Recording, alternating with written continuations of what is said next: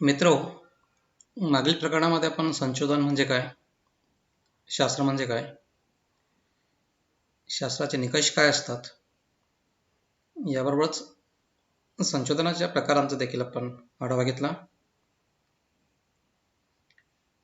त्या प्रकरणाच्या अभ्यासावरून आपल्या लक्षात आलं असेल की संशोधन ही अत्यंत महत्त्वपूर्ण प्रक्रिया असते आणि शास्त्रीय संशोधनाच्या माध्यमातूनच एक अर्थपूर्ण, एक शास्त्रीय स्वरूपाची माहिती अभ्यासासाठी उपलब्ध होत असते.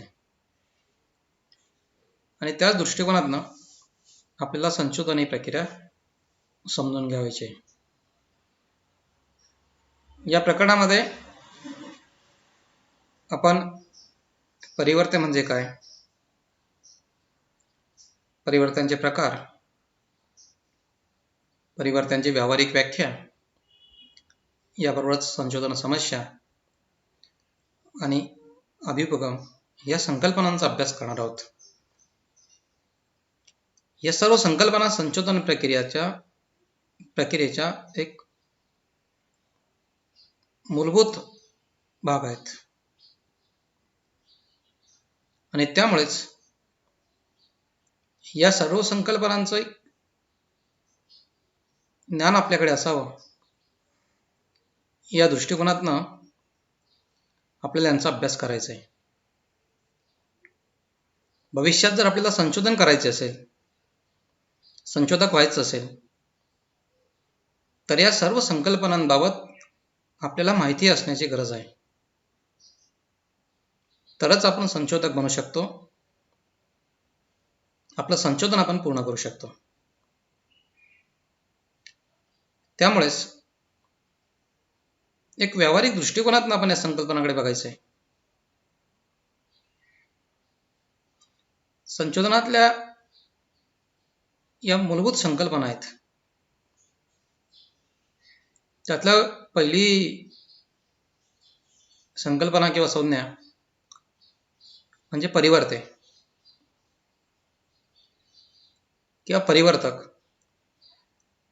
ज्याला इंग्रजीमध्ये व्हेरिएबल्स म्हटलं जातं. संशोधकाला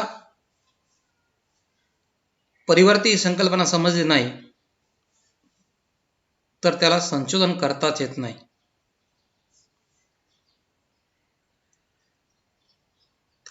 त्यामुळे परिवर्ते ही संकल्पना समजणं क्रमप्राप्त आहे. परिवर्ते इंग्लिशमध्ये त्याला व्हेरिएबल्स म्हटलं जातं. एका वाक्यामध्ये त्याचं स्पष्टीकरण करताना असं म्हटलं जातं, a thing which is vary is called as variables. म्हणजेच ज्या घटकामध्ये बदल शक्य असतो, ज्या घटकामध्ये परिवर्तन शक्य असते, जो घटक वेगवेगळे मूल्य धारण करू शकतो, असा कोणताही घटक म्हणजे परिवर्ते. कोणत्याही स्वरूपाचा की ज्याला मूल्य देता येतं, तो घटक म्हणजे परिवर्ते. उदाहरणार्थ लांबी, लांबीचं मापन आपण करू शकतो, त्याला मूल्य देऊ शकतो. इंचामध्ये असेल, मीटरमध्ये असेल, सेंटीमीटरमध्ये असेल, किलोमीटरमध्ये असेल, मूल्य देणं शक्य आहे, तो परिवर्ते. वजन किलो असेल, ग्रॅम असेल, मिलीग्रॅम असेल, क्विंटल असेल, टन असेल, की ज्याला मूल्य देता येतं तो. उष्णता, प्रकाश, बुद्धिमत्ता, या सगळ्या घटकांना आपण मूल्य देऊ शकतो. ज्याला मूल्य देता येतं, जो मूल्य धारण करण्याची क्षमता असतो, त्याला थोडक्यात परिवर्ते असे म्हणायचे. संशोधन हे प्रामुख्याने परिवर्त्यांमधील संबंध शोधण्यासाठी केले जाते. म्हणजेच स्वतंत्र परिवर्ते आणि अवलंबी परिवर्ते यातील संबंध शोधण्याची शास्त्रीय प्रक्रिया जी असते ती प्रक्रिया म्हणजे संशोधन असे म्हटले तरी चालू शकते. संशोधनाचा मुख्य उद्देश या दोन परिवर्त्यांमधील संबंध शोधण्याचा असतो. त्यामुळे या दोन परिवर्त्यांबरोबरच अजून कोणते परिवर्ते असतात की जे परिवर्ते या परिवर्त्यांच्या संबंधावर परिणाम करू शकतात, त्याचा अभ्यास देखील संशोधकाला करावा लागतो. कारण संशोधनामध्ये स्वतंत्र परिवर्त्याचा परिणाम अवलंबी परिवर्त्यावर कसा होतो हे अभ्यासण्याचा प्रयत्न जरी होत असला तरी काही परिवर्ते या दोघातील संबंधांवर परिणाम करतात आणि त्यामुळे त्या परिवर्त्यांविषयी जाणीव संशोधकाला असणे महत्त्वाचे असते, तरच त्याचे संशोधन अचूक होऊ शकते, संशोधनाला अर्थपूर्णता येऊ शकते. त्यामुळे परिवर्त्यांच्या स्वरूपाबरोबरच परिवर्त्यांचे प्रकार देखील लक्षात ठेवणे गरजेचे असते. सर्वसाधारणपणे परिवर्त्यांचे 3 गटामध्ये वर्गीकरण केले जाते. त्यातला पहिल्या गटात स्वतंत्र परिवर्ते आणि अवलंबी परिवर्ते, दुसऱ्या गटात संबंधित परिवर्ते आणि असंबंधित परिवर्ते, तर तिसऱ्या गटात गुणात्मक परिवर्ते आणि परिमाणात्मक परिवर्ते यांचा समावेश होतो.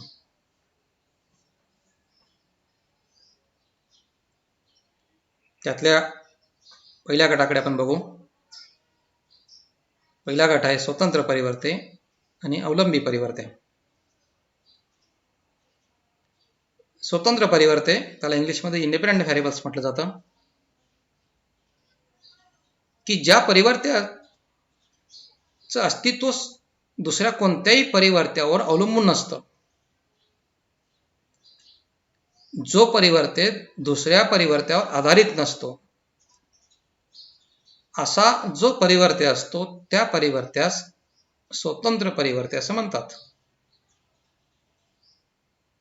म्हणजेच the variable which is not depend upon another variables, which is independent, is called as the independent variables. संशोधनामध्ये स्वतंत्र परिवर्त्यामध्ये संशोधकाकडून बदल केला जातो, त्यामध्ये परिवर्तन केलं जातं आणि या परिवर्तनाचा बदलाचा प्रभाव किंवा परिणाम अवलंबी परिवर्त्यावर काय होतो ते अभ्यासण्याचा प्रयत्न होत असतो. दुसरा प्रकार आहे अवलंबी परिवर्ते. त्याला इंग्लिशमध्ये डिपेंडंट व्हेरिएबल्स म्हटलं जातं, की ज्या परिवर्त्याचं अस्तित्व स्वतंत्र परिवर्त्यावर आधारित असते. ज्या परिवर्त्यामध्ये स्वतंत्र परिवर्त्याच्या बदलानुसार बदल होत असतो, असा स्वतंत्र परिवर्त्यावर आधारित असणारा जो परिवर्त्य असतो त्या परिवर्त्यास अवलंबी परिवर्ते किंवा परतंत्र परिवर्ते असं म्हणतात. The variable which is depend upon the independent variables is called as the dependent variable. म्हणजेच या परिवर्त्याचं अस्तित्व स्वतंत्र परिवर्त्यावर आधारित असते आणि स्वतंत्र परिवर्ते आणि अवलंबी परिवर्ते यातला संबंध शोधण्यासाठीच प्रामुख्याने संशोधन केले जात असते. स्वतंत्र परिवर्त्याचे पुन्हा 2 प्रकार पडतात. त्यातला पहिला प्रकार म्हणजे सक्रिय परिवर्ते आणि गुणविशेष परिवर्ते, आणि दुसरा प्रकार जो आहे तो म्हणजे नियामक आणि मध्यस्थ परिवर्ते. पहिल्या प्रकाराचा आपण थोडक्यात विचार करू. सक्रिय परिवर्ते आणि गुणविशेष परिवर्ते. इंग्लिशमध्ये याला active variables and attribute variables म्हटलं जातं. सक्रिय परिवर्ते म्हणजे असा परिवर्ते की ज्यामध्ये प्रत्यक्षपणे बदल करता येतात. संशोधक प्रयोगाने त्यामध्ये बदल करू शकतो. असा जो परिवर्ते असतो त्या परिवर्त्यास सक्रिय परिवर्ते असे म्हणतात. याला दुसऱ्या परिभाषेमध्ये टाईप ई व्हेरिएबल्स म्हटलं जातं. त्याचा अर्थ असा आहे, variable which is manipulated by experimenter through experiment, की ज्या परिवर्त्यामध्ये प्रयोगाने बदल करता येतो, परिवर्तन करता येतो, असा जो परिवर्ते असतो त्या परिवर्त्यास ॲक्टिव्ह व्हेरिएबल्स किंवा सक्रिय परिवर्ते म्हणता येतं. उदाहरणार्थ, प्रकाशाची तीव्रता अध्ययनावर परिणाम करते का, या प्रकारचा अभ्यास संशोधकाला करायचा असेल तर या संशोधनामध्ये प्रकाश हा स्वतंत्र परिवर्ते आहे आणि अध्ययनासाठी लागणारा वेळ असेल किंवा अध्ययनाचा कालावधी जो आहे तो अवलंबी परिवर्ते असेल. तर हा प्रयोग किंवा संशोधन करताना संशोधक काही वेळेला प्रकाश कमी करेन, काही वेळेस सर्वसाधारण ठेवेन, तर काही वेळेस सर्वसाधारण परिस्थितीपेक्षा जास्त ठेवेन आणि अशा परिस्थितींमध्ये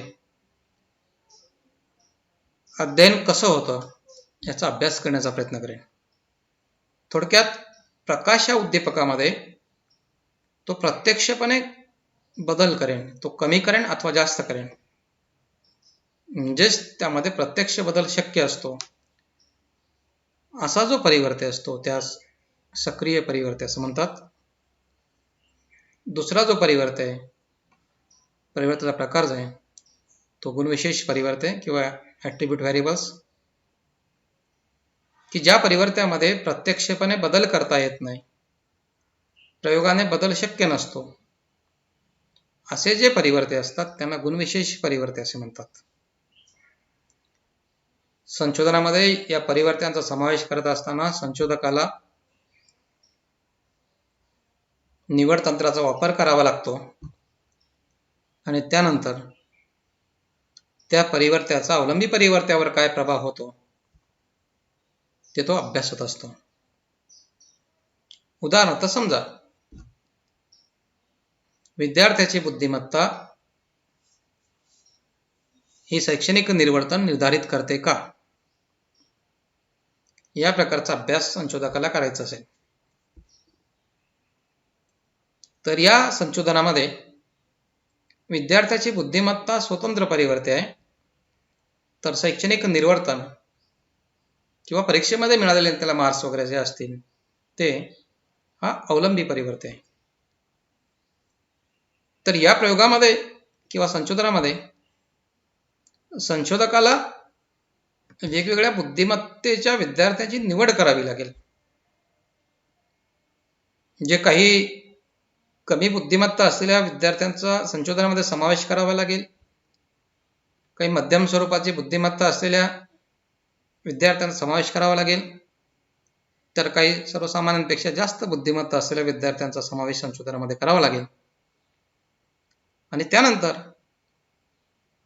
बुद्धिमत्ता आणि शैक्षणिक निर्वर्तन यामध्ये काय संबंध असतो तो संबंध शोधण्याचा प्रयत्न संशोधक करेल. म्हणजेच हे संशोधन करताना संशोधकाला वेगवेगळ्या व्यक्तींची निवड करावी लागेल, कारण बुद्धिमत्ता या परिवर्त्यामध्ये प्रयोगाने बदल करता येत नसतो.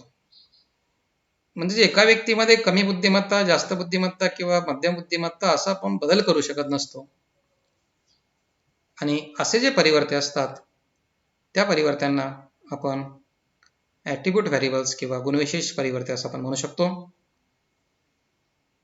आपण दुसऱ्या व्हिडिओमध्ये स्वतंत्र परिवर्तनाचा दुसरा प्रकार जो आहे तो म्हणजे मॉडरेटिंग आणि इंटरव्हेनिंग व्हेरिएबल्स याचा विचार आपण दुसऱ्या व्हिडिओच्या माध्यमातून करू. नमस्कार.